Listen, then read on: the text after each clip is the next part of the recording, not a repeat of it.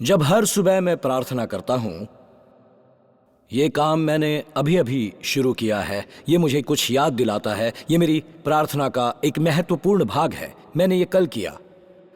मैंने ये आज सुबह भी किया। मैं हर सुबह ये करने का प्रयास करता हूँ। और ऐसे 5 बयान हैं जिन्हें मैं घुटनों पर जाने से पहले या बैठने या चलने से पहले कहकर प्रार्थना करता हूँ।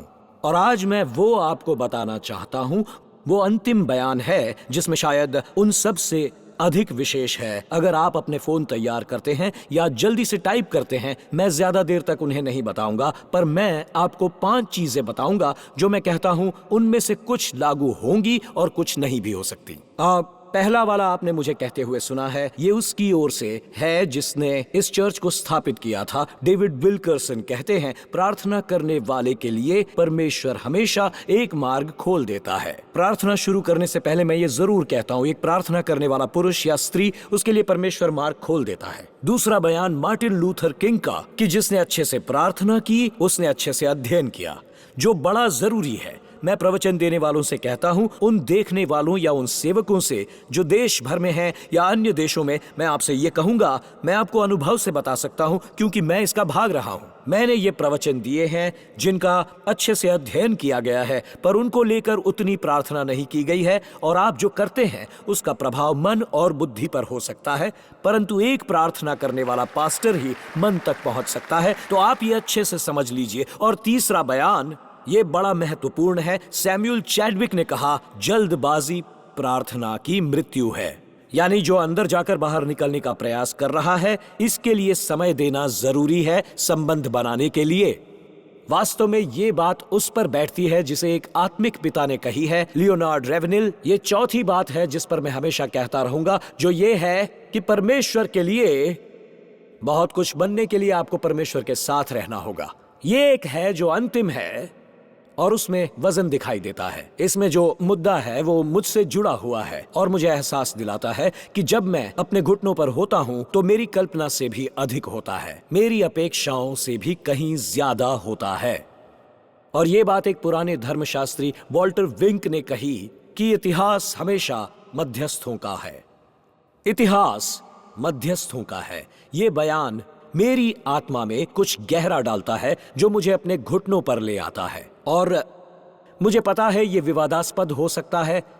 मुझे पता है इससे कुछ धर्मशास्त्र में रुचि रखने वाले कुछ और सोचेंगे, पर मुझे इसका खेद नहीं है। पर मैं ये मानता हूं कि चर्च में प्रार्थना की कमी ने बदले हुए इतिहास को प्रभावित किया। ठीक से सुनिएगा, चर्च में प्रार्थना की कमी ने समय समय पर बदलते हुए इतिहास को प्रभावित किया। वो इसलिए कि चर्च ने प्रार्थना नहीं की है और चर्च ने परमेश्वर को खोजा नहीं है। मेरा मानना है कि ऐसी चीजें हैं जो प्राप्त करनी थी और ये किया जा सकता था, पर उन्हें मेज पर छोड़ दिया गया। या मैंने किसी को कहते सुना, स्वर्ग प्रार्थना के उत्तरों से भरा हुआ है जिसे मांगने की किसी ने जहमत नहीं उठाई। और मुझे आपसे कहना पड़ेगा, जब मैंने ये पढ़ा तो मैं सोच में पड़ गया। मुझे एक भी उत्तर स्वर्ग में नहीं छोड़ना चाहिए जो परमेश्वर कहता है मुझसे मांग।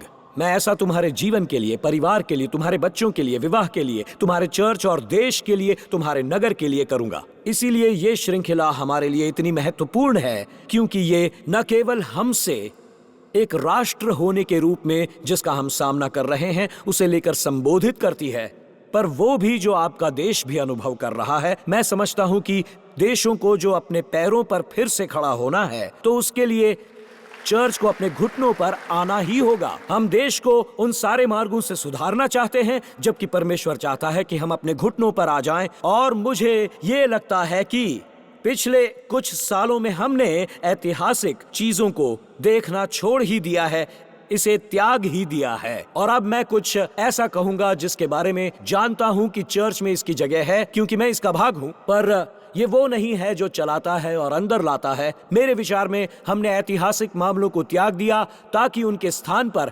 परामर्श और गाने वाले चर्च स्थापित हो सकें, पर हमने प्रार्थना को छोड़ दिया है। प्रार्थना करने वाले चर्च का त्याग किया है। चर्च जो अपने घुटनों पर आकर प्रार्थना करते हैं, और हम जमा हुए, हमारे पास गाने वाले चर्च हैं प्रार्थना करने वाले चर्च के बजाय। हम सब छोड़ चुके हैं। किसी ने मुझे इससे पहले बताया, हमें शब्द प्रवक्ता लेना भी अच्छा नहीं लगता। मुझे बताया गया हम आपको अब संचारक कहना पसंद करते हैं। मैंने कहा आप मुझे प्रवक्ता ही कहिएगा, क्योंकि मुझे पसंद नहीं आएगा अगर कोई मुझे संचारक कहेगा। मैंने कहा ये कोई पाठ मंच नहीं है और ये वो नहीं है जिसके द्वारा हम कुछ जानकारी प्राप्त करते हैं। मैंने कहा मैं चाहता हूं हमारे मन और आत्मा को अग्नि स्पर्श करे। तो फिर आप उन चर्चों में जाते हैं जहां प्रचार किया जाता है, और ऐसे चर्च जो संचार करते हैं और गाना गाते हैं पर इतिहास को नहीं बदलते। मेरा एक भी प्रवचन नहीं है जो बेदारी नहीं ला सकता। रिकार्डो और उनकी टीम का गाया एक भी ऐसा गीत नहीं जो अनैतिकता के विरुद्ध हो जाए और दृढ़ विश्वास को कम कर दे। पर ऐसा एक चर्च है जो प्रभु को खोजकर प्रार्थना करेगा, और इससे जो चीजें होने वाली हैं वो बदलने लगेंगी, और यहां तक कि इतिहास की कार्य प्रणाली भी बदलने लगेगी।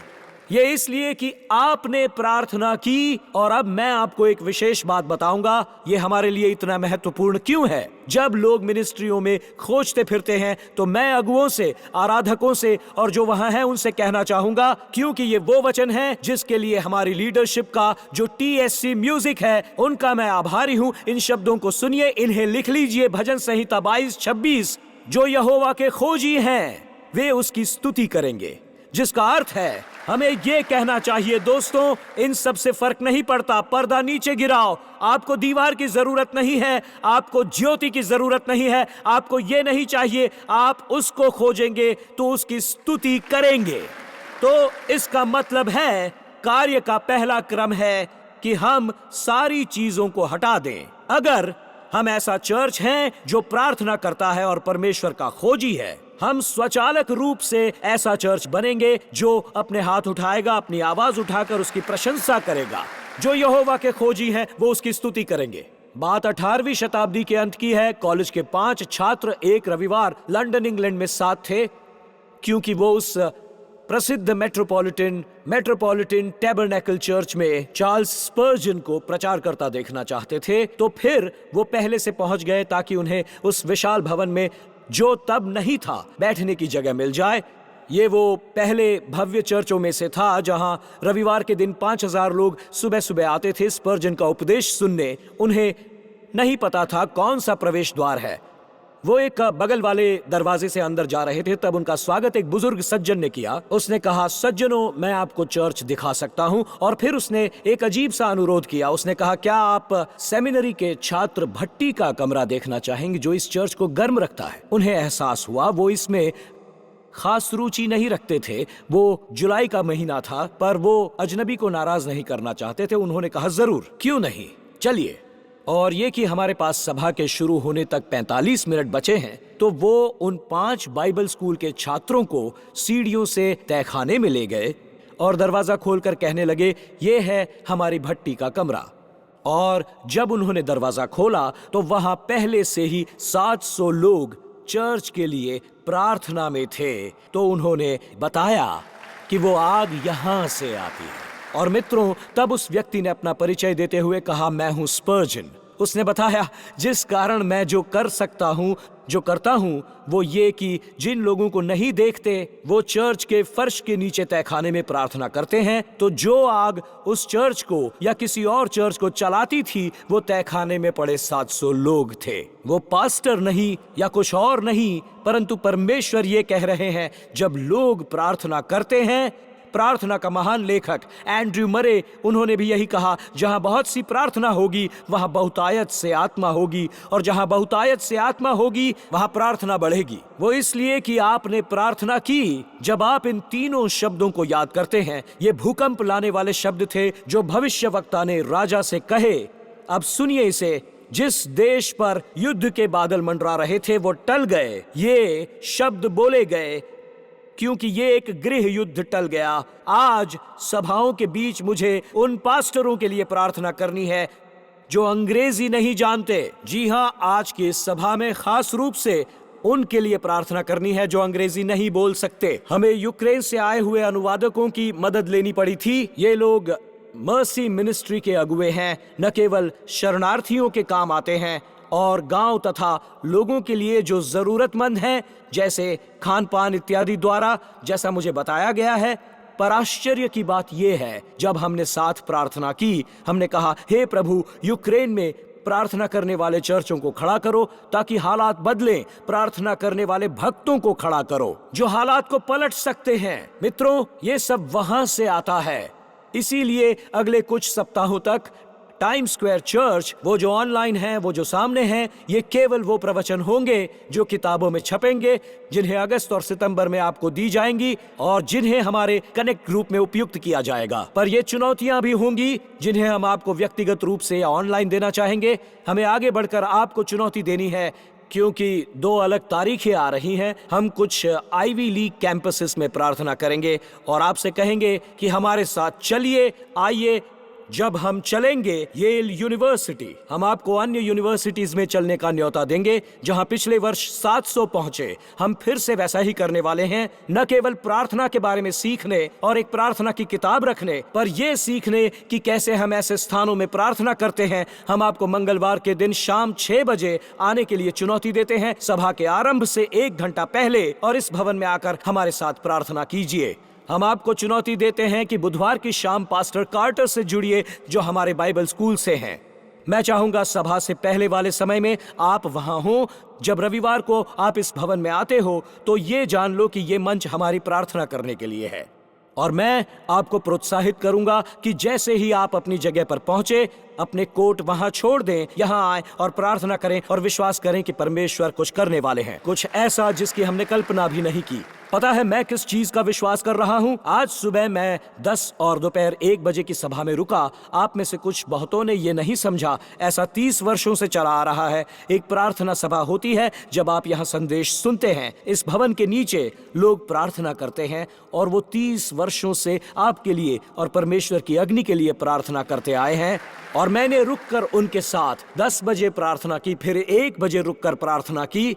और मेरा विश्वास है कि इस सभा में आने वाले एक सभा में उपस्थित रहे और दूसरी में प्रार्थना करें, एक सभा में प्रार्थना करें और दूसरे उपस्थित रहे वहां। यकीनन परमेश्वर ऐसा कर सकते हैं। ऐसे भी लोग हैं जो ऑनलाइन देखते हैं और सोचते हैं मुझे प्रार्थना की टीम का भाग बनकर लोगों के साथ ऑनलाइन प्रार्थना करनी है। आप चाहे कहीं भी हो, संसार के किसी भी भाग में, आप प्रार्थना की इस टीम से जुड़ सकते हैं। मैं चाहता हूं कि आप समझ लें और तैयार रहें, क्योंकि आपसे कह रहा हूं मैं, आप इसे लिख लीजिए। इन 12 से 14 सप्ताहों के बीच जब रविवार की शाम आएगी तो हम ये करेंगे, हम प्रार्थना जारी रखेंगे। तो सब जुड़ जाओ, कॉफी का प्याला लो, यहाँ लौटो और हम मिलकर करेंगे प्रार्थना। मित्रों, मैं चाहता हूं आप इसे लिख लीजिए। मैं अपने नोट्स में कुछ रखता हूं मुझे याद दिलाने के लिए। वो वरिष्ठ धर्मशास्त्री ने ये बात कही थी कि प्रार्थना में अपने हाथों को जोड़ो और इस संसार की अव्यवस्था के खिलाफ एक विद्रोह की शुरुआत करो। प्रार्थना में हाथ बांधना एक विद्रोह की शुरुआत है, या मैं इसे अपने शब्दों में यूं कहूंगा, प्रार्थना में हाथ जोड़ना युद्ध की घोषणा है। जब आप प्रार्थना में अपने हाथ जोड़ते हैं तो आप एक युद्ध की घोषणा करते हैं, और ये युद्ध की घोषणा है पाप के और बंधनों के विरुद्ध, एक अनोखा युद्ध। ये युद्ध की घोषणा है उस हृदय के विरुद्ध जो ठंडा पड़ चुका है। ये युद्ध की घोषणा है, जैसे स्टैन प्रार्थना में हमारी अगुवाई कर रहे थे, ये प्रार्थना खोए हुए लोगों के लिए है। जब भी हम प्रार्थना करते हैं, ये उन चीजों के विरुद्ध युद्ध की घोषणा होती है जिन्हें हम बदलना चाहते हैं। मित्रों, मुझे देखो, इसलिए लोगों के लिए प्रार्थना करना इतना कठिन है क्योंकि प्रार्थना चीजों को बदल देती है। इसलिए ये कठिन है। आप में से कुछ सोचते होंगे ये हमेशा युद्ध ही क्यों होता है? क्योंकि ये बदल देता है, इसीलिए ये कठिन है। और प्रार्थना करने वाले को चुनौतियां भी आएगी। आप में से कई लोग जानते हैं, जब जब आप प्रार्थना करते हैं बच्चा जाग जाता है, लोग रोने लगते हैं, फोन बजने लगता है, कोई न कोई रुकावट आ जाती है जब भी आप प्रार्थना शुरू करते हैं। वो इसीलिए कि जब भी आप अपने हाथ जोड़ते हो, ये युद्ध की घोषणा होती है, चीजें बदलने लगती हैं। अब मैं आपको बताना चाहूंगा आज सुबह क्या हुआ। 6:15 बजे। ये आकस्मिक नहीं है, ये सुबह 6:15 को परमेश्वर की ओर से मेरे पास आया एक टेक्स्ट है। आज सुबह हुआ एक चमत्कार 6:15 पर। मेरा एक मित्र जो देश के किसी अलग क्षेत्र में रहता है और किसी और देश में काम करता है, उसने मुझे एक टेक्स्ट भेजा और उसने कहा कि मैं तुम्हें कुछ याद दिलाना चाहता हूं कि 2 दिन पहले और 9 फरवरी 1958 एक बहुत ही अहम तारीख थी। 2 दिन पहले 9 फरवरी 1958 की 66वीं वर्षगांठ थी।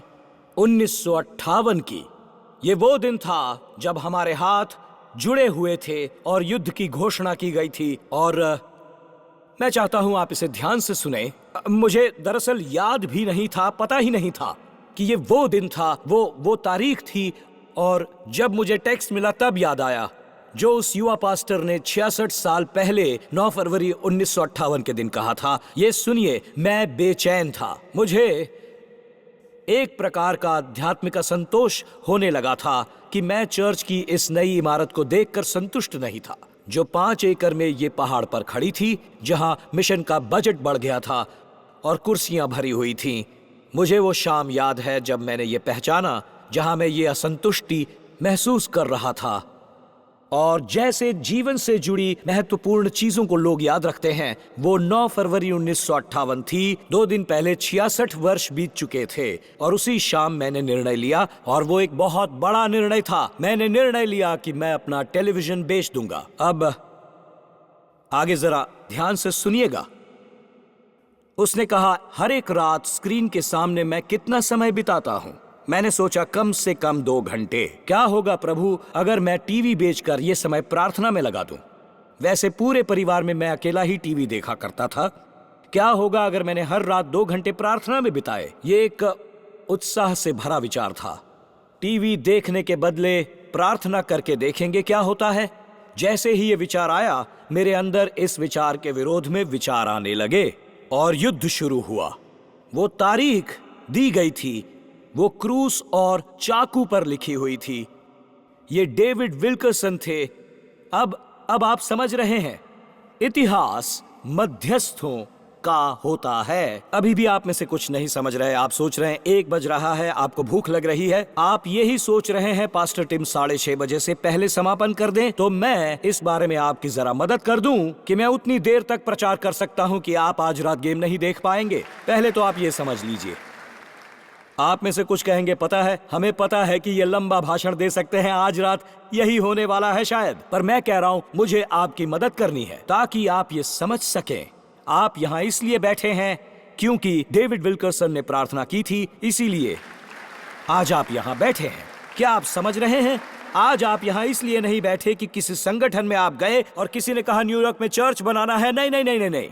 ये डेविड विल्करसन थे जिन्होंने यकायक टीवी सेट बेच दिया। मैं ये कहानी थोड़ी देर बाद सुनाऊंगा। बेच दिया और प्रार्थना शुरू की और न्यूयॉर्क के गैंग्स के लिए प्रार्थना करने का बोझ महसूस किया। ये न्यूयॉर्क नगर पहुंचे और गवाही तथा प्रवचन देने लगे। निकी क्रूज ने उद्धार पाया। इन 6 दशकों से उनका हर जगह उपयोग होता आया है। बिली ग्रेहम की श्रेणी से लोगों को मसीह के लिए जीता है। डेविड विल्करसन ने जो शुरू किया वो संसार का सबसे सफल रिहैब सेंटर माना जाता है। आज सुबह ब्रुकलिन के पहले कार्यक्रम वाले डायरेक्टर्स यहाँ उपस्थित थे और तब आपको एहसास होता है कि इस व्यक्ति की आज्ञाकारिता से क्या निकल कर आया है और क्या हुआ है। किसने सोचा था कि इसके परिणाम स्वरूप उस पर न्यूयॉर्क नगर के लिए एक और बोझ उतरेगा और 51st और ब्रॉडवे पर यह चर्च खड़ा करेगा। और इसके लिए तैयार हैं क्योंकि उसने प्रार्थना की। क्योंकि उसने प्रार्थना की तो आप आज यहाँ है, वास्तविकता में बैठे हैं। प्रार्थना से क्या हो सकता है सोचिए। उस वजह से आज आप यहाँ बैठे हैं। किसी को पागलपन का ये विचार आया था कि मैं टीवी नहीं देखूंगा, मैं प्रार्थना करूंगा। ये रहा टाइम स्क्वायर चर्च। और अब टीन चैलेंज ने संसार भर में 10,000 ड्रग्स और शराब के व्यसनियों को मुक्ति दिलाई है। और अब दुनिया भर में वो सब यीशु की सेवा कर रहे हैं क्योंकि उसने प्रार्थना की थी। क्योंकि उसने प्रार्थना की जो यशायाह ने, हिजकिय्याह ने कहा, यह परमेश्वर की कहानी से घिरा हुआ है।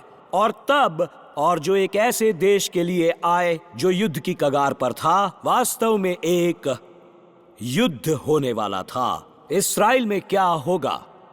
अगर आप इस्राएल से देख रहे हैं तो जब आप चर्चों को प्रार्थना करने को कहेंगे तो रूस में और यूक्रेन में क्या होगा और नॉर्थ कोरिया में क्या होगा, यहां तक कि हमारे अपने देश में क्या होगा। सोचिए, यह हम सब के लिए प्रार्थना करने का बुलावा है।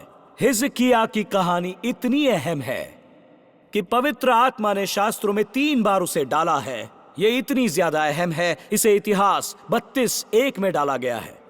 इसे 2 इतिहास 32:1 में आप देखते हैं और यशाया 36:37 में भी कुछ ऐसा ही मिलता है, क्योंकि यशाया कोई कहानी नहीं सुनाता बल्कि वो मूल रूप से भविष्यवाणी करता है। और इन सारे अध्यायों के बीच यशाया में परमेश्वर की कथा सुनाता है। वो कथा कि जब एक व्यक्ति प्रार्थना करता है तब क्या होता है। और आप शब्दों को देखेंगे क्योंकि आपने वहां देखा होगा, क्योंकि आपने प्रार्थना की तो ये है।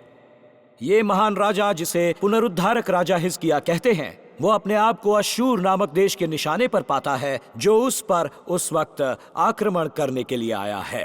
वास्तव में जिस चीज ने इस आक्रमण को आगे बढ़ाया, या हम कह सकते हैं इस हमले को उकसाया, उसे हम 2 इतिहास 32:1 की बारीकियों में देख सकते हैं। इन वचनों को देखिए ध्यान से।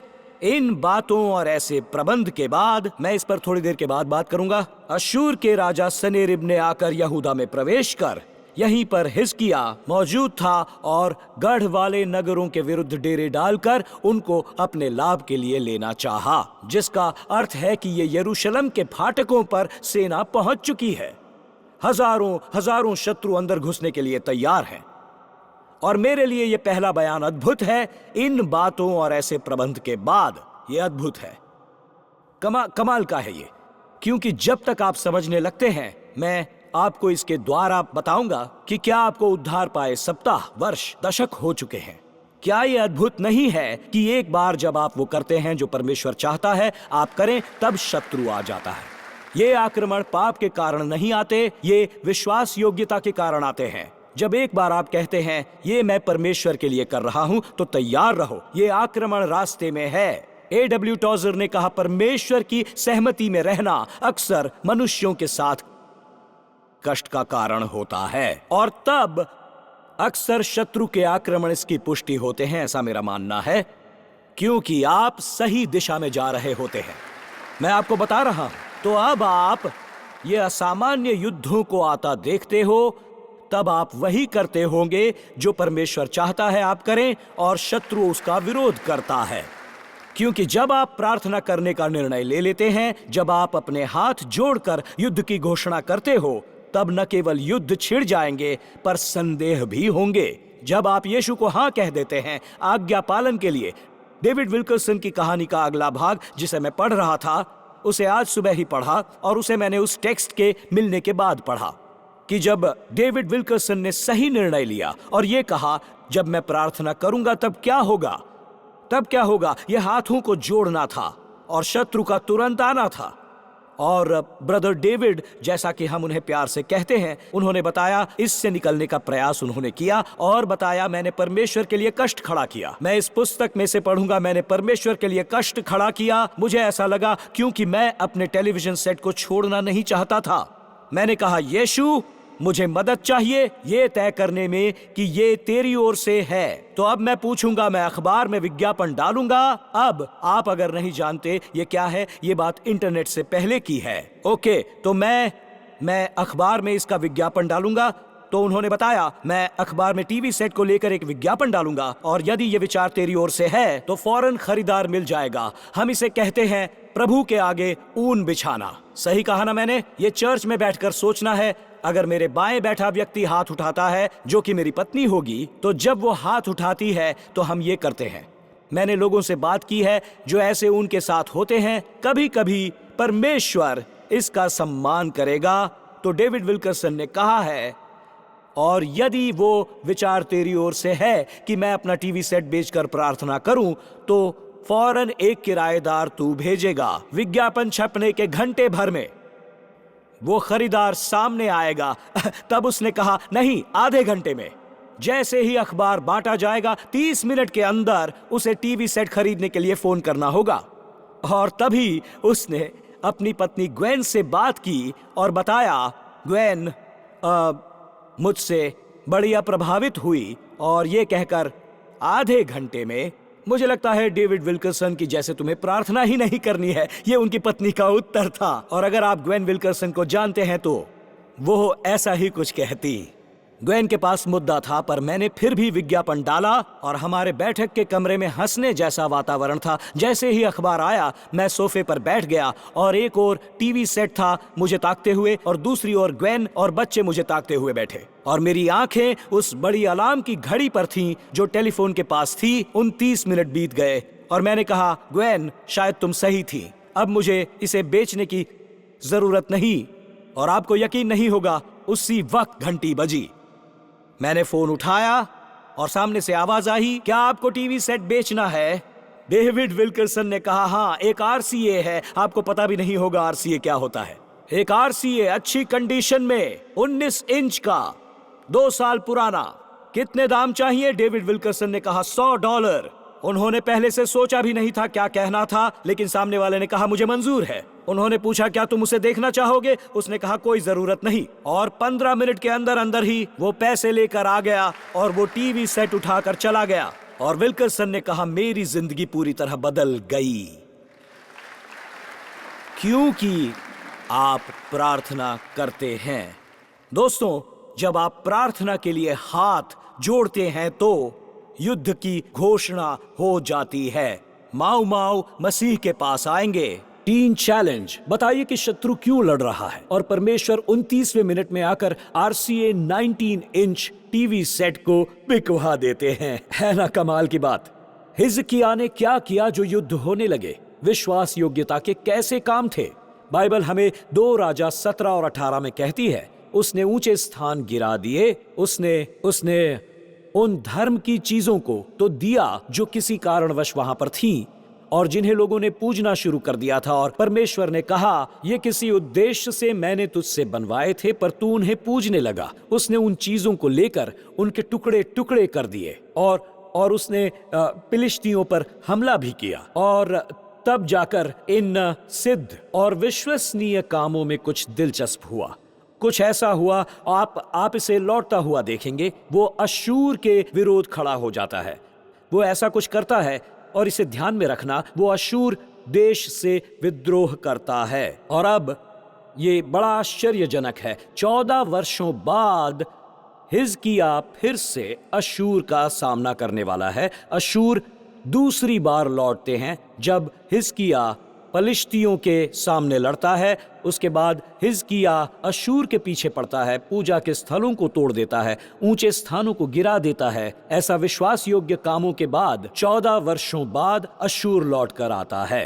मैं इसे पढ़ देता हूँ, 2 राजाओं 18:7। इसलिए यहोवा उसके संग रहा और जहाँ कहीं वो जाता था वहाँ उसका काम सफल होता था। उसने अश्शूर के राजा से बलवा करके उसकी अधीनता छोड़ दी। वचन 11, तब अश्शूर का राजा इस्राएल को बंधुआ करके अश्शूर में ले गया। उस समय राज्य का विभाजन हो चुका था, तो अश्शूर इस्राएल के आधे राष्ट्र को बंदी बनाता है, पर यहूदा को नहीं। और हलह में और गोजान की नदी हाबोर के पास और मादियों के नगरों में उसे बसा दिया। और यहाँ ये कहा गया है, हिजकिय्याह राजा के 14वें वर्ष में अश्शूर के राजा सनेरीब ने यहूदा के नगरों को ले लिया। ऐसा लगता है कि जब अश्शूर ने इस्राएल को हरा दिया, तब उसका साहस बढ़ा और उसने कहा, अब यहूदा की बारी है। इस विजय के कारण वो हिजकिय्याह के पीछे पड़ने का साहस कर बैठा। वैसे इस भाग को पढ़ने के लिए मैं संघर्ष करता रहा हूँ, पर मुझे लगता है कि इसे पढ़ना बड़ा महत्वपूर्ण है, क्योंकि मध्य में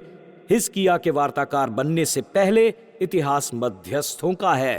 हिजकिय्याह एक मध्यस्थ बनने का प्रयास करता है। मित्रों, मुझे देखो कि हिजकिय्याह एक मध्यस्थ बनने का प्रयास करता है। अब जरा देखिए, आप कभी दुष्ट से बातचीत नहीं कर सकते। आप किसी दुष्ट से समझौता करके शांति संधि नहीं कर सकते। अब सुनिए, ये जो है वो क्या करता है। वो करता है ऐसा कि पता नहीं किस चीज ने उसे उससे अलग किया, पर एक क्षण है और मैं सोचता हूं, हिजकिय्याह, तू एक पुनरुद्धारक राजा है, तू ये क्या कर रहा है। मैं इसे पढ़ देता हूं। ये है वचन 14 में, तब हिजकिय्याह ने, ये तब की बात है जब 14 वर्ष बाद अश्शूर लौटा, तब यहूदा के राजा हिजकिय्याह ने अश्शूर के राजा के पास लाकीश को कहला भेजा कि मुझसे अपराध हुआ। तूने क्या अपराध किया था? तूने विद्रोह किया। लोगों के हाथों में मत पड़, मेरे पास से लौट जा।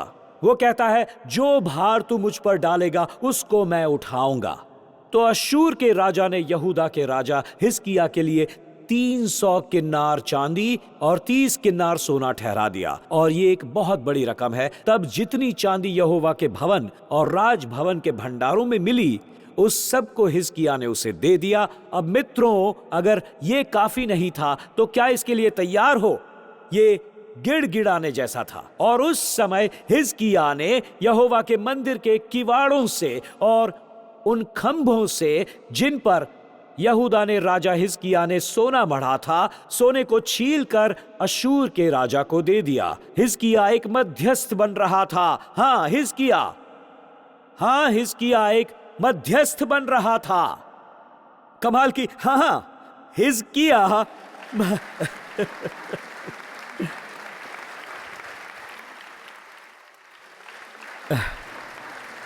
मुझे क्षमा करना, यह अद्भुत है। इसीलिए मुझे टाइम स्क्वायर चर्च से प्यार है। सब हैरान हुए। वो व्यक्ति मेरे सामने ही हैरान हुआ। हिजकिय्याह उस शत्रु के साथ सौदा करता है कि जिससे वो कभी लड़ा था। और ध्यान दीजिए, वो अश्शूर को प्रभु के भवन का धन दे देता है ताकि उनके बीच शांति रहे। और वो यहां तक करता है कि प्रभु के मंदिर के किवाड़ों से सोना छीलकर शत्रु को थमा देता है। अब मित्रों, मैं फिर से कहूंगा, आपको दुष्ट से सौदेबाजी नहीं करनी है। दुष्ट से कोई शांति संधि नहीं की जा सकती। और आज मैं ये कहूंगा, आज एक प्रार्थना रहित चर्च शत्रु के साथ अपने धर्मशास्त्र का समझौता कर रहा है। सुनिए मेरी बात, ये प्रार्थना रहित चर्च उसका समझौता कर रहा है जिसे परमेश्वर ने इस पुस्तक में दिया हुआ है। इस पुस्तक के सोने का, परमेश्वर के सुनहली वादों का और हम परमेश्वर के कालातीत सत्यों का सौदा शत्रु के साथ कर रहे हैं।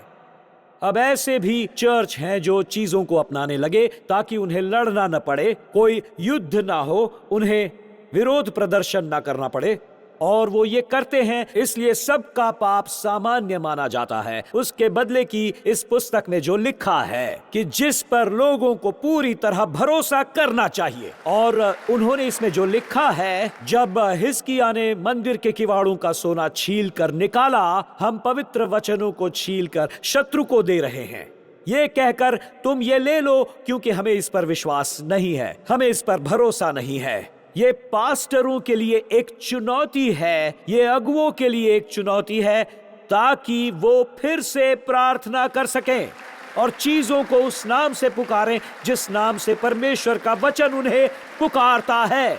और हम एक स्थान ग्रहण करें। अगर आप जानना चाहते हैं सही क्या है, तो एक प्रार्थना सभा रखिए, अपने घुटनों पर आइए और प्रभु द्वारा मार्ग पाइए। मित्रों, यदि वो पाप हुआ तो उसे पाप ही माना जाए, क्योंकि हम डरते हैं वो हमें ऑनलाइन पर क्या कहेंगे, हमारे बारे में वो क्या पोस्ट करेंगे, इसलिए हम सौदा नहीं करते। सुनिए, मुझे ऐसा कोई डर नहीं। मैं 60 साल का हो चुका हूँ, वैसे भी जल्द ही मरने वाला हूँ। मुझे इससे फर्क नहीं पड़ता। जैसे कि चोट पहुंचती है जब आप कुछ करते हैं, तो सुनो, जो पोस्ट करना है वो करो, हम प्रार्थना से उसे गिरा देंगे।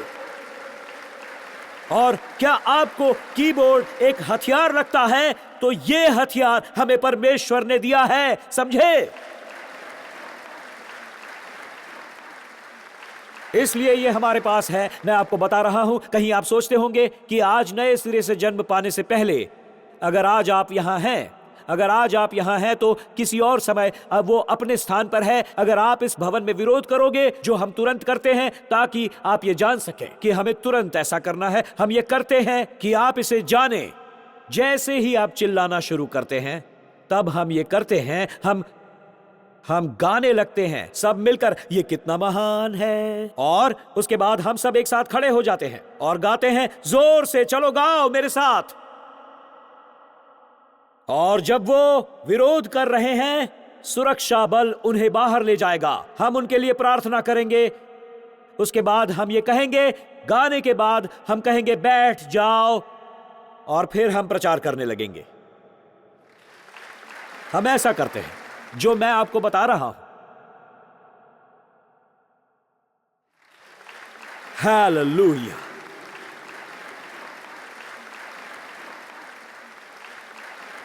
ये बात जी कैम्पबेल मॉर्गन ने कही थी, जिस कारण आज लोग चर्च की ओर नहीं देखते कि उसने समझौता करके अपना प्रभाव नष्ट कर दिया है।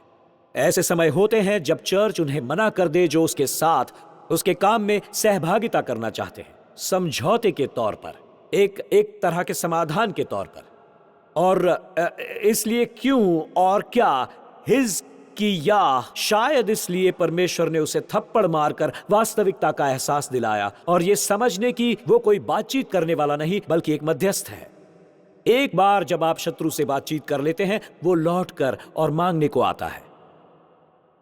एक बार जब आप कहते हैं हम इसे स्वीकार करते हैं, हम किराए पर लेंगे, हम ऐसा करेंगे, शत्रु और लेने को लौट कर आएगा। तो भी अश्शूर के राजा ने तर्तान, रबसारिस, रबशाके को बड़ी सेना देकर लाकीश से यरूशलेम के पास हिजकिय्याह राजा के विरुद्ध भेज दिया। मुझे सोना तो मिल गया, अब सेना भेजकर लूट लूंगा।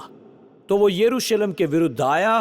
वो केवल पैसों के चढ़ावों में रुचि नहीं रखता था, अब अश्शूर को सब कुछ चाहिए था। मेरी ओर देखिए मित्रों, ऐसा ही आजकल चर्च में हो रहा है। जब आप बेच देते हैं, मेरी बात सुनो मित्रों, जब आप बेच देते हैं, जब आप समझौता करते हैं उस लक्ष्य का जो बाइबल में है, तो शत्रु और भी लेने को आ जाएगा। अश्शूर कितना बेशर्म है, आप देखने को तैयार हैं? इसने मुझे छू लिया। वचन 25 देखिए। और वो कहता है, क्या मैंने यहोवा के बिना कहे इस स्थान को उजाड़ने के लिए चढ़ाई की? मुझे इसके लिए परमेश्वर की अनुमति नहीं चाहिए थी। मैं तेरे परमेश्वर को पार करके आया हूं। और उसके बाद ये एक मजाक उड़ाना हुआ। उसने कहा, ये रबशाके है या अश्शूरी कर रहा है। यहोवा ने मुझसे कहा है कि उस देश पर चढ़ाई करके उसे उजाड़ दे। क्या आपने देखा वो क्या कर रहा है? परमेश्वर के वचन का अपमान।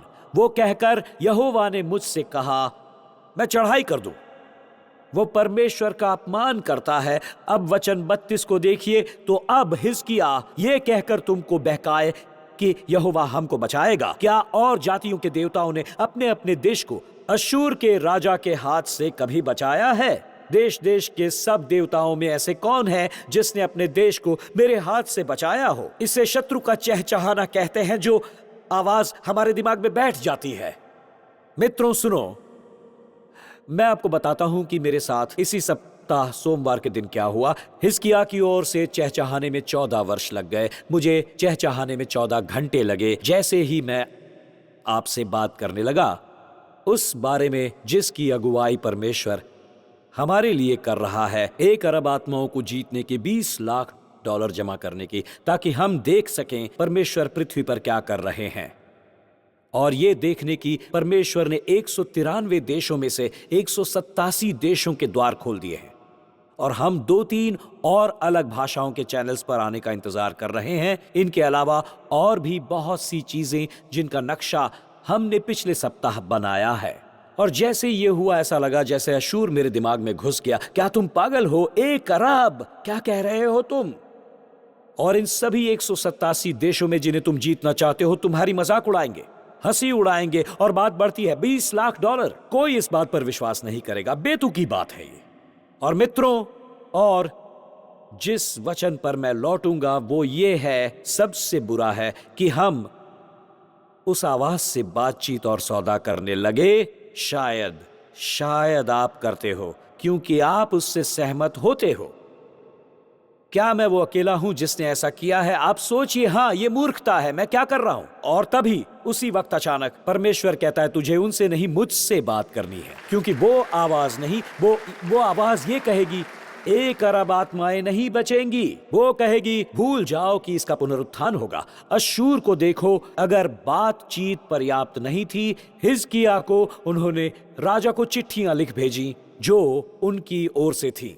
और अब वो चहचहा रहे हैं और कह रहे हैं राजा के लिए ये चिट्ठी है। अब इतिहास 32:17 देखते हैं। फिर उसने ऐसा एक पत्र भेजा जिसमें इस्राएल के परमेश्वर यहोवा की निंदा की। वाव! वो बेशर्मी की बात करें तो यहोवा की निंदा की ये बातें लिखी थी कि जैसे जैसे देश देश की जातियों के देवताओं ने अपनी अपनी प्रजा को मेरे हाथ से बचाया, वैसे ही हिजकिय्याह का देवता भी अपनी प्रजा को मेरे हाथ से नहीं बचा पाएगा। और उन्होंने कहा, ये हिजकिय्याह को दो, ये चहचहाना, ये एक चिट्ठी है हिजकिय्याह के लिए।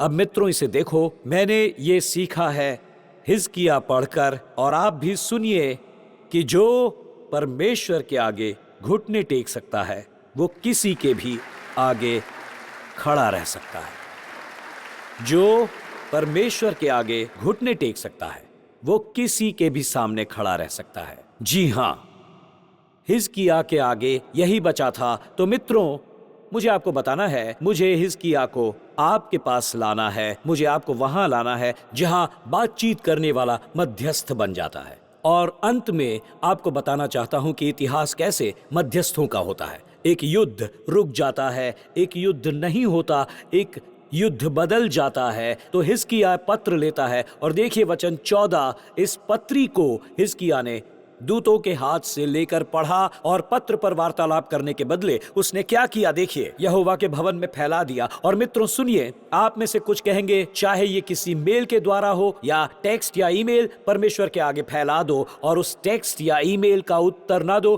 परमेश्वर के आगे फैला दो। तो ये है वो प्रार्थना जो हम करते हैं, और हिजकिय्याह ने भी यही प्रार्थना की। बढ़िया काम हिजकिय्याह, एक बातचीत करने वाले के रूप में थोड़ी सी अड़चन हुई, क्योंकि अब तुम्हें एक मध्यस्थ बनने की जरूरत थी। और यहोवा से ये प्रार्थना की कि हे इस्राएल के परमेश्वर यहोवा, हे करूबों पर बिराजने वाले, पृथ्वी के सब राज्यों के ऊपर केवल तू ही परमेश्वर है। आकाश और पृथ्वी को तूने ही बनाया है। और मैं यहाँ कुछ जोड़ना चाहता हूँ, और करूबों को भी, हे यहोवा कान लगाकर सुन, हे यहोवा आंख खोलकर देख, और सनेरीब के वचनों को सुन ले जो उसने जीवते परमेश्वर की निंदा करने को कहला भेजे हैं। हे यहोवा, सच तो है कि अश्शूर के राजाओं ने जातियों को और उनके देशों को उजाड़ा है, और उनके देवताओं को आग में झोंका है। इसी वक्त अभी हे परमेश्वर यहोवा, तू हमें उसके हाथ से बचा, कि पृथ्वी के राज्य के लोग ये जान ले कि केवल तू ही हमारा यहोवा है। हालेलुया। और जैसे ही वो ये प्रार्थना करता है, क्या आप इसके लिए तैयार हैं? ये वचन 19, जैसे ही भविष्य वक्ता वहां आता है, तब यशायाह ने हिजकिय्याह के पास ये कहला भेजा कि इस्राएल का परमेश्वर यहोवा यूं कहता है कि जो प्रार्थना तूने अश्शूर के राजा सनेरीब के विषय में मुझसे की, उसे मैंने सुना है। हां, उसे मैंने सुना है। Hallelujah, hallelujah. उसने कहा, क्योंकि तूने प्रार्थना की। उसने कहा, इसलिए नहीं कि तूने बातचीत की, इसलिए नहीं कि तूने समझौता किया, इसलिए नहीं कि तू चर्च आया, पर तूने जो प्रार्थना की और मैंने तेरी प्रार्थना सुनी। मित्रों, इतिहास मध्यस्थों का है। प्रार्थना ने युद्ध की दिशा को बदल दिया। मैं आपको 2 चीजें दूंगा जैसे ही हम समापन करेंगे, तो ये लीजिए, क्योंकि मैंने ये सीखा है। पहला, इसे लिख लीजिए, प्रार्थना हमारे कठिन समय की प्रतिक्रिया नहीं है, ये सारा समय हमारा डीएनए है। आप समझे मैंने जो कहा?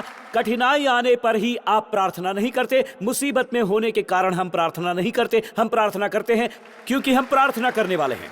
बिली ग्रेहम ने कहा, असली प्रार्थना एक जीवन शैली है। आपातकाल में उपयुक्त करने के लिए ही नहीं, इसे आदत बना लो, और जब जरूरत पड़ती है तब आप इसके लिए तैयार रहो। मेरे दोस्तों, हम ऐसा ही करते हैं सारा समय प्रार्थना। परमेश्वर यही चाहते हैं हम करें। बिना रुके प्रार्थना, ट्रेन में प्रार्थना करो, एयरपोर्ट पे प्रार्थना करो, कारोबारी की यात्रा में प्रार्थना करो, घर पर खाने के समय प्रार्थना करो, चर्च में प्रवेश करते समय प्रार्थना करो, आपके पास बैठे व्यक्ति के लिए प्रार्थना करो। प्रार्थना प्रार्थना प्रार्थना करो। और जब कष्ट आता है तो कहो, मुझे पता है क्या करना है, मैं परमेश्वर को पुकारूंगा। आज हम इतने आसक्त हैं हमारे फोन्स को लेकर। आज ये हमारे डीएनए में है। मेरा फोन कहां है, मेरा फोन कहां है, कहां है मेरा फोन? सुनिए मित्रों, आप जानते हो वो सारा समय वही है जहां आप जानते हो वो है। ये मेरा जीवन है, मेरा पूरा जीवन यहां है। एक रिसर्च फर्म ने कई लोगों को भर्ती की और उन्होंने उसमें एक सॉफ्टवेयर डाला और ये कहा कि हमें देखना है कि प्रतिदिन तुम्हारे फोन पर कितनी बातचीत होती है।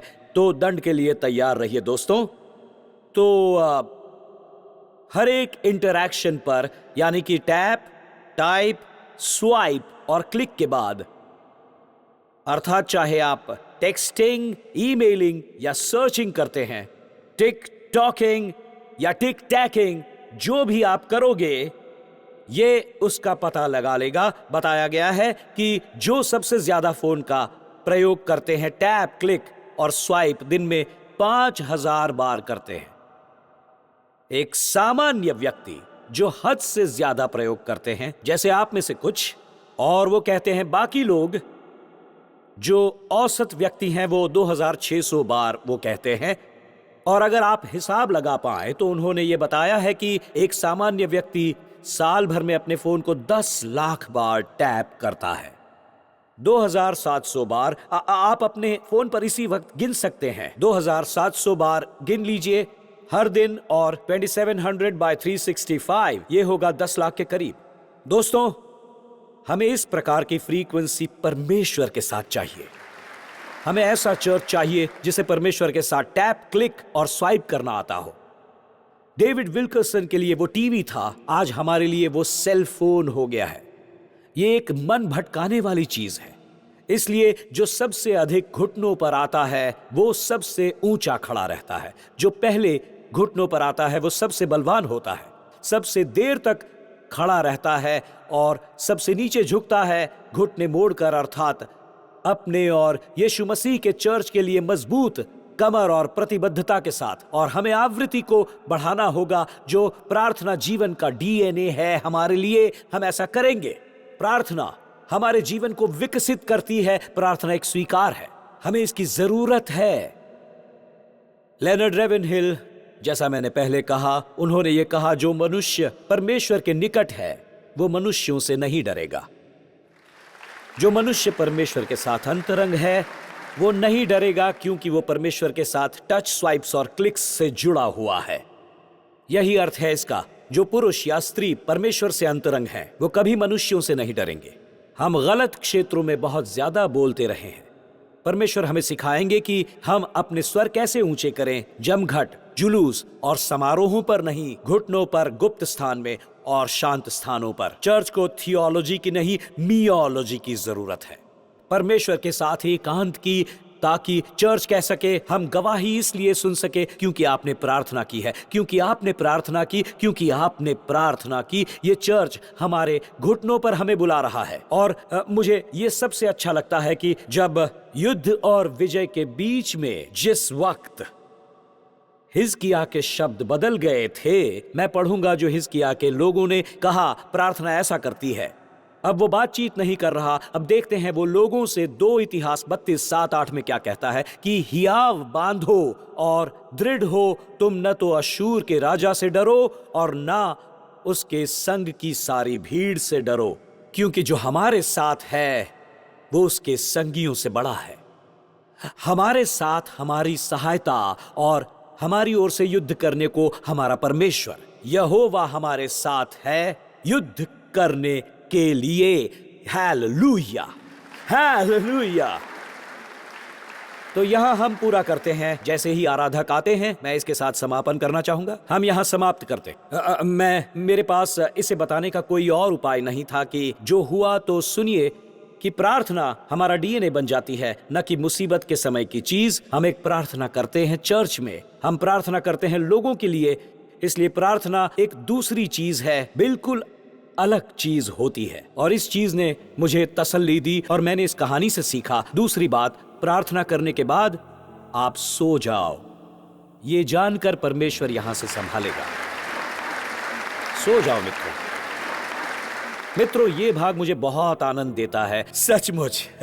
हिजकिय्याह की विजय आई जब वो सो रहा था। वो उसका भाग भी नहीं था। परमेश्वर ने सब कुछ किया। तो परमेश्वर असाधारण रूप से युद्ध जीतता है। परमेश्वर से कहना छोड़ दो उसे क्या करना है, बस उसे वो करने दो। इसीलिए शायद भजन संहिता 47:10 कहती है, चुप हो जाओ और जान लो मैं ही परमेश्वर हूं। मुझे परमेश्वर ही रहने दो, मुझे वो करने दो जो मैं कर सकता हूं। लोग अभिभूत हो जाते हैं क्योंकि वो अपने संकट का समाधान नहीं निकाल पाते। पता है परमेश्वर क्या कहते हैं? वो कहते हैं जो मैं करने वाला हूं वो हिजकिय्याह से ये कहता है, अब जो मैं करूंगा, जब तेरे फाटकों पर 2 लाख शत्रु खड़े हैं और वो उनसे कहता है तेरे नगर पर एक भी तीर चलाया नहीं जाएगा। तब मैं सोचने लगा, परमेश्वर अब तू कुछ कर, नहीं तो मैं सोने जा रहा हूं। परमेश्वर अपना काम जानते हैं, आपसे यह नहीं होने वाला। तो मैं आपको दिखाना चाहता हूं, क्योंकि उसने प्रार्थना की तो क्या कमाल हुआ। तो सुनिए वचन 32, उसके बाद समापन।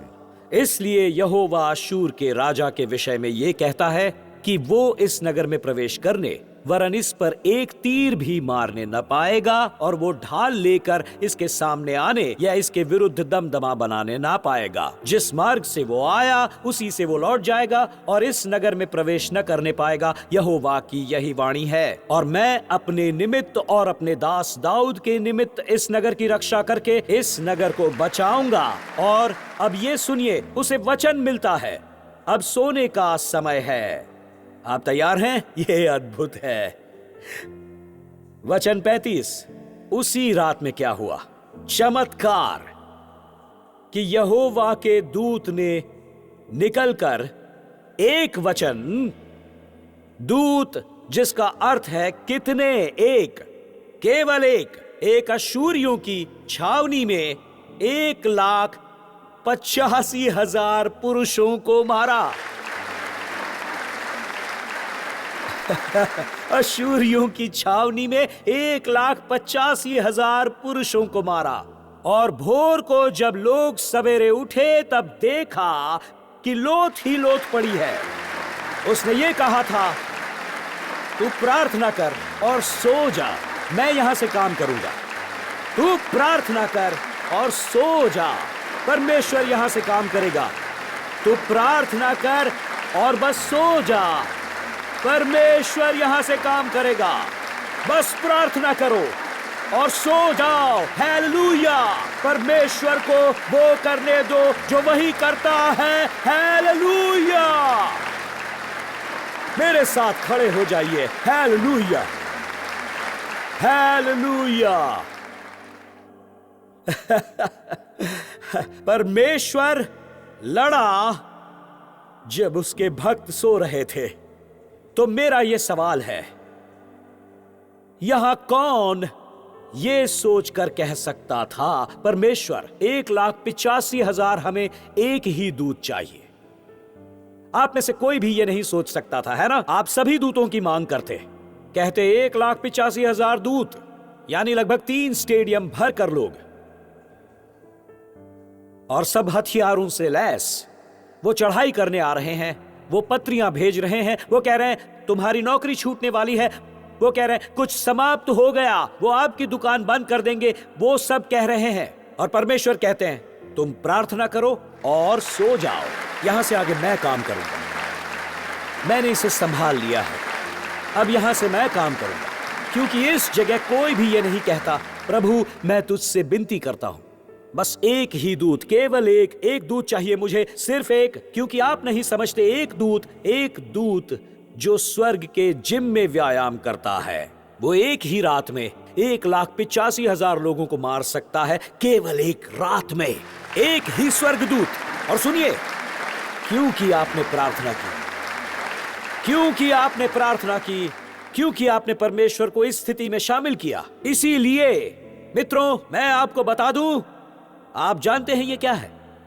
इसे समझाने का यह बेहतरीन तरीका, क्योंकि वो कहता है परमेश्वर दूतों की सेना भेजो। अगर वहां 1,85,000 सैनिक हैं तो दूतों की सेना लगेगी, और सहायता, हथियार बहुतायत से भेजना, हमें इसकी जरूरत पड़ेगी। हमें ढेर सारे उपकरण देना, धन व्यवस्था वगैरह देना, बहुत सारे हथियार, धनवान व्यापारी और बहुत कुछ देना। और परमेश्वर कहते हैं सो जाओ, तुम मेरे सिर में दर्द दे रहे हो, जाओ सो जाओ। एक दूत काफी है इसके लिए। जब आप भविष्यवाणी कर रहे हैं, मैं आपको बता दूं ये क्या है। पौलुस ने इसे इफिसियों 3:20-21 में ऐसे वर्णित किया है, अब जो ऐसा सामर्थ्य है कि हमारी विनती और समझ से कहीं अधिक काम कर सकता है। हमारी गिनती से ऊपर हम सोच भी नहीं सकते। और जरा देखिए इसे, परमेश्वर मुझे ये चाहिए, ठीक है मैं दे रहा हूं मैं। आपको स्वर्गदूत ये कहने की जरूरत भी नहीं है, बस प्रार्थना कीजिए, कुछ भी मत मांगिए उससे, बस प्रार्थना कीजिए हिजकिय्याह की तरह। आप प्रभारी हो, आप देशों के लिए प्रार्थना करो, जैसी आती है वैसी प्रार्थना। परमेश्वर वो करेगा, आपको पता भी नहीं वो क्या कर सकता है। वो उसके भी पार जा सकता है जो आपने मांगा या सोचा होगा। हालेलुया। जब मुझे ये वचन याद आता है तो मैंने ये सोचा है, मुझे बस इसे आपको पढ़कर सुनाना है। मैं एक महिला की कहानी पढ़ रहा था जिसे कॉल आया कि उसकी बेटी ने काम से छुट्टी ली क्योंकि वो अस्वस्थ थी और वो माँ बेटी जिसकी पहली नौकरी थी उसी नगर में बीमार हो गई। माँ ने कहा तुम घर जाओ, मैं दवाई लेकर आती हूँ। तो माँ दवा की दुकान पर पहुंची और दवा की पर्ची उठाई और माँ पर्ची साथ कार से निकली तो कार की चाबियां कार के अंदर ही बंद हो गई। और ये माँ है जो उम्र में बड़ी है, वो नहीं जानती कि अब क्या करे। हे परमेश्वर, अब मैं क्या करूंगी। हम पुराने खिलाड़ी इस तरह से ही बोलते हैं। ये चाबियों के फॉब्स के पहले की बात है। उसने एक हैंगर लिया। कितनों को हैंगर के वो दिन याद हैं? आप उसे अंदर डालकर लॉक खींच लेते हैं। उसने कहा हैंगर तो मिल गया, पर वो उसे खिड़की के कांच से अंदर नहीं डाल सकी। उसे पता नहीं था ये कैसे करना है। तो उसने ये किया, सुनिए, तैयार हो जाइए।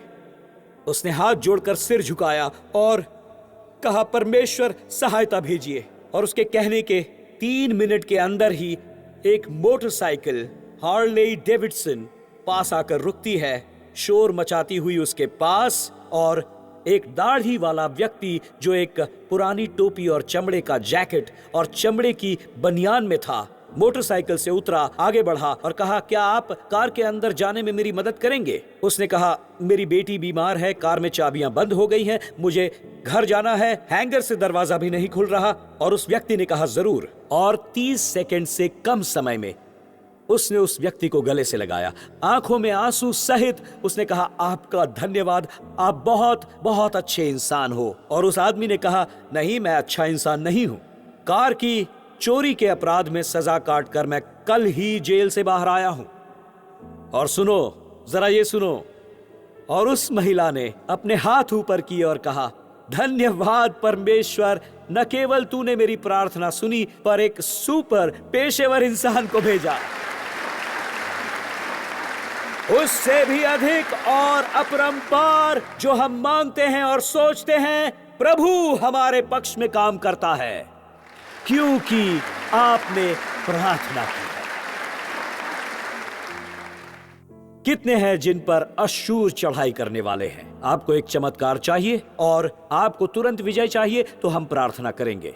बालकनी में, यहां नीचे, ऑनलाइन, जितने भी लोग हमारे साथ हैं, गीत गाएंगे हम मिलकर और प्रार्थना करेंगे। सब एक साथ मिलकर आगे आ जाइए। मैं आप सभी को निमंत्रित करता हूं, आगे आइए, आवाहन करता हूं आपका। सब आगे आ जाइए, एक लाइन में, एक साथ। जब गाना शुरू होगा, चलिए सब मिलकर गाते हैं। I'm gonna see your victory. I'm gonna see your victory. For the battle belongs to you. चलिए चलिए आ जाइए, प्रार्थना करते हैं सब। I'm gonna see your victory. For the battle belongs to you. Lord, gonna see you. When I'm down on my knees, when I'm praying for my need, belongs to you, Lord. Gonna see your victory. I'm gonna see your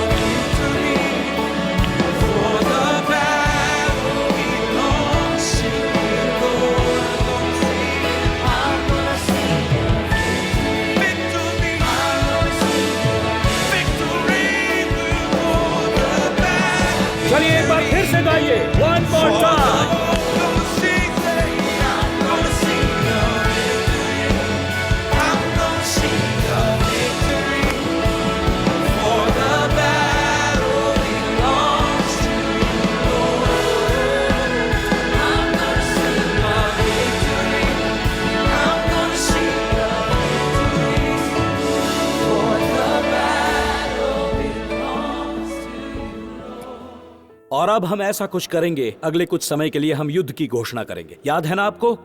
हाथों का जोड़ना इस तरह से होता है युद्ध की घोषणा।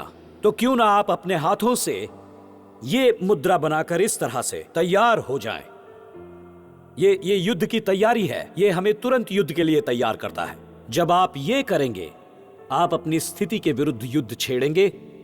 क्या मैं आपसे कुछ कह सकता हूं? आप में से कुछ ऐसी स्थिति में हैं जहां अप्रवासन की बात है, आप युद्ध में हैं। आप देखेंगे परमेश्वर आपको इमिग्रेशन के डॉक्यूमेंट्स में मार्ग बनाकर देंगे और आप सोचते रहेंगे परमेश्वर ऐसा तुरंत करने वाले हैं। मेरे मित्र मुझसे इसे लेकर बेईमानी करने, झूठ बोलने, कुछ न करने को कहते हैं जो मेरे लिए आसानी होगी, पर हम हाथ जोड़कर युद्ध की घोषणा करेंगे कि हम वही करेंगे जो सही है और विश्वास रखेंगे कि द्वार खुलेंगे। मैं चाहता हूं आप ये विश्वास रखें। मुझे विश्वास करना है कि परमेश्वर जब हम हाथ जोड़ते हैं तो हम युद्ध की घोषणा करते हैं। चलिए हम ये करके देखते हैं। हे पिता, यीशु के नाम से यहां सैकड़ों युद्ध की घोषणा कर रहे हैं, ऑनलाइन और व्यक्तिगत रूप से भी। हमें विजय देखनी है। अशूर फाटक पर हैं हम प्रभु परमेश्वर। हम बातचीत कर रहे हैं, हम बातचीत का प्रयास कर रहे हैं और समझौता करने का भी। हम रास्ता बचाकर किवाड़ों से सोना छील रहे हैं, परंतु परमेश्वर, आप कहते हो कि आपको प्रार्थना करने वालों को खड़ा करना है। आप प्रार्थना करने वालों को खड़ा कर रहे हैं और मैं प्रार्थना करूंगा, मैं सो जाऊंगा और तुझे वो करने दूंगा जो केवल प्रभु ही कर सकता है। यहाँ वो लोग हैं जो रात की नींद खो चुके हैं। कुछ लोग हैं जो रात भर जाग कर अगली योजना बना रहे हैं। वो योजना बना रहे हैं, वो ये सब लिख रहे हैं और कह रहे हैं अगर A काम नहीं करता और B सफल नहीं होता तो क्या होगा। लेकिन प्रभु, आज हम कहते हैं कि हम सो जाएंगे और इसे परमेश्वर के हाथों में सौंप देंगे। हम सब कुछ परमेश्वर को सौंप देंगे। तो पिता, मेरी प्रार्थना है, प्रार्थना करने वालों को खड़ा करो, प्रार्थना करता चर्च खड़ा करो, मध्यस्थों की सेना को खड़ा करो। इतिहास मध्यस्थों का है। इतिहास को बदल दो। मैं उनके लिए प्रार्थना करता हूं जो दर्शक हैं और जो रूस में हैं या यूक्रेन में हैं, वो जो यहूदी और इस्राएली हैं। और मेरी प्रार्थना, तू इन देशों में मध्यस्थों को खड़ा करेगा जो युद्धों में पलट देंगे, युद्धों को पलट देंगे। और यहाँ न्यूयॉर्क में मध्यस्थों को खड़ा करो। मध्यस्थों को कह दो, प्रभु, हमारी बिल्डिंगों में, हमारे स्कूलों में, यूनिवर्सिटीज में हम अपने हाथ जोड़ते हैं और उन्हें मजबूती से थामते हैं और कहते हैं परमेश्वर, इसी समय लोगों को खड़ा कर, यीशु के नाम से, यीशु के नाम से। अब हम देखेंगे एक विजय। हालेलुया। सुनो,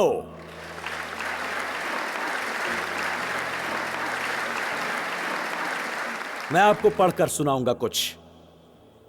ये वो है जिसे मैंने पहली सभा में नहीं आपदा था, क्योंकि हम समापन के आसपास थे, पर मैं चाहता हूं आप इसे देखें क्योंकि ये एक असली चुनौती थी जिन्हें परमेश्वर आगे देखना चाहते हैं। भट्टी के कमरे का भाग बनकर मुझे पता है कि किस लिए मैं प्रार्थना कर रहा हूं। मैं भट्टी में 700 लोगों के लिए प्रार्थना कर रहा हूं। मैं 700 मध्यस्थों के लिए प्रार्थना कर रहा हूं। मुझे प्रार्थना करनी है जो कमरे और बहुत छोटे सी जगह में रहते हैं, जो बैठे हैं आज यहाँ हमारे बीच, और वो जो हमेशा चर्च में जाते हैं, उनके लिए मैं प्रार्थना कर रहा हूं। तो सुनिए, मेरे पसंदीदा लेखक जो प्रार्थना के बारे में लिखते हैं, सैमुअल चैडविक, की शैतान की एक बड़ी चिंता है कि वो मसीहियों को प्रार्थना करने से रोके। उसे कोई डर नहीं है किसी प्रार्थना रहित पढ़ाई से, प्रार्थना रहित काम से, प्रार्थना रहित धर्म से। वो हंसता है हमारे परिश्रम पर, हमारी बुद्धि के ठट्टे उड़ाता है, पर जब हम प्रार्थना करते हैं वो कांपता है। अब सुनिए मुझे, आराधकों, शत्रु हंसता है जब हम बिना प्रार्थना किए खड़े होते हैं। शत्रु ये कहता है तो किसी विश्वविद्यालय में जाओ, जाकर परमेश्वर से बातें करो। हंसता है वो। हम सोचते हैं हमारे पास प्रतिभा का वरदान है, अद्भुत आवाजें, पर यह काफी नहीं है। अद्भुत वरदान काफी नहीं है। आपसे जो अद्भुत होता है काफी नहीं है। हमें प्रार्थना करने वाले बनना है। यह क्यों माना जाता था कि दानियल में एक असाधारण आत्मा थी? क्योंकि वो एक प्रार्थना करता था। वो दिन में 3 बार प्रार्थना किया करता था। हमने दानियल की बात भी नहीं की, किस कारण वो सबसे अलग था। तो क्या आप यहां एक प्रोफेसर हैं किसी यूनिवर्सिटी में, या सेल्स में हैं, या वॉल स्ट्रीट से जुड़े हुए हैं? आप जानते हो आप दूसरों से क्यों अलग हो? क्यों अलग हो आप? प्रार्थना करता बनो। आप सोचोगे पर हार्वर्ड से वो डिग्री पा चुके हैं, मुझे मेरी डिग्री NYU से मिली है, पर हार्वर्ड बेहतर है। आप ये सब मत सोचिए, विवाद में मत पड़िए। ये एक दृष्टांत है, बस शांत रहिए। और आप वहां बैठकर सोचते हैं आपको जो अलग करेगा वो ये कि लोग प्रार्थना कैसे करते हैं, आपसे अलग कैसे। प्रार्थना करता पुरुष बनो, यही बात आपको दूसरों से अलग करती है। तो क्या मैं आप सबसे एक महान बात बताऊं? एक बात, सबसे अंतिम बात, इंपॉर्टेंट बात जिसकी आपको अभी जरूरत है कि जब आप प्रार्थना करते हो वो आकर सब बदल देता है। नए सिरे से जन्म वाली प्रार्थना, इतिहास बदलने वाली प्रार्थना। आपका क्या मतलब है टिम? ये आपको अभी बदलेगी और सदा के लिए, क्योंकि ये स्वर्ग और अनंत काल को खोल देगी। तो अगर आप अभी प्रार्थना करते हैं नए सिरे से जन्म पाने को, ऐतिहासिक इतिहास मध्यस्थों का है। इससे आपका क्या मतलब है? ये यीशु ने कहा है, यदि कोई पुरुष, स्त्री या कोई छात्र या कोई वरिष्ठ नए सिरे से न जन्मे तो परमेश्वर का राज्य नहीं देख सकता। ये मेरे शब्द नहीं है, यीशु के वचन है, जिनका ये अर्थ है जिस प्रकार आपका पहला शारीरिक जन्म हुआ वैसे ही आत्मिक जन्म। ये इतिहास है जो मध्यस्थों का है। आप अभी प्रार्थना कर सकते हैं और वो बदल जाएगा। तो पास्टर टिम, मेरा नए सिरे से जन्म कैसे होगा? ABC।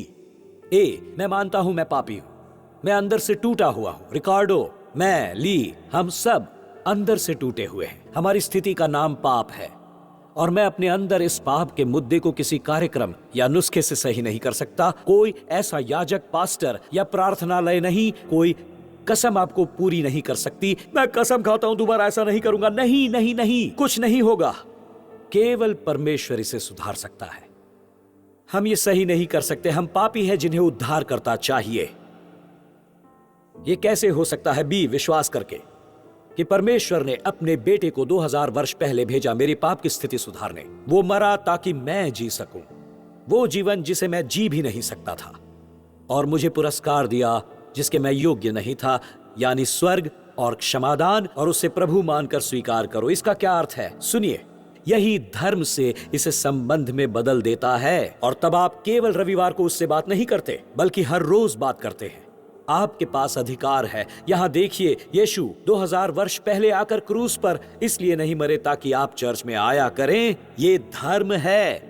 यीशु 2000 वर्ष पहले आए आपको स्वर्ग ले जाने। वो इसलिए तो आए थे। ऐसा अभी के अभी हो सकता है ऑनलाइन संसार भर में, वहां क्यूबा, और सुनो केन्या, सुनो गबोन, सुनो अभी यूके, फिलीपींस, और सुनो न्यूजीलैंड, और सुनो 51st एंड ब्रॉडवे।